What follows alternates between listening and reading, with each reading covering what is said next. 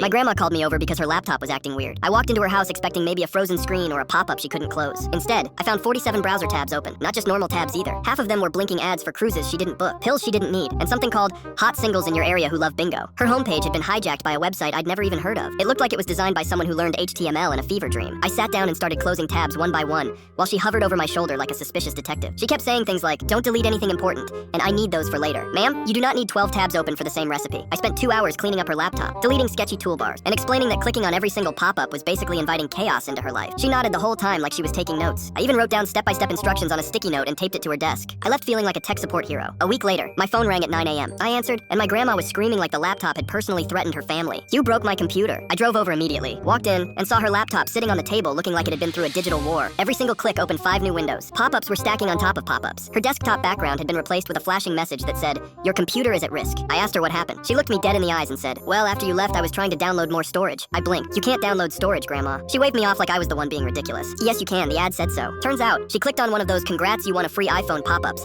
and downloaded basically every virus known to man. Toolbars I didn't even know existed, a screensaver that wouldn't stop playing dubstep, and somehow, a browser extension that turned every word on the internet into a clickable ad. And somehow, she was convinced this was my fault. She said I must have done something when I fixed it last time, that I probably installed the viruses myself just to mess with her. I tried explaining that I literally spent 2 hours cleaning her computer for free, but she wasn't hearing it. She called my parents. They came over, and instead of listening to me, they sided with her. My mom looked at me and said, "Well, you were the last one touching it, so it has to be you." I stared at her like she just told me the earth was flat. I'm the only person in this house who knows what a virus even is. My dad shrugged and said, "Just fix it again." The argument escalated. My grandma started listing all the ways I disappointed her, which somehow included the time I didn't finish my green beans in 2009. Then she dropped the nuke. "If you don't admit this is your fault, I'm taking you out of the will." Over a laptop virus, I grabbed the computer. Factory reset the entire thing in front of all of them without saying a word, and walked out. 3 days later, she called me asking how to reconnect to the Wi-Fi. I told her to download it.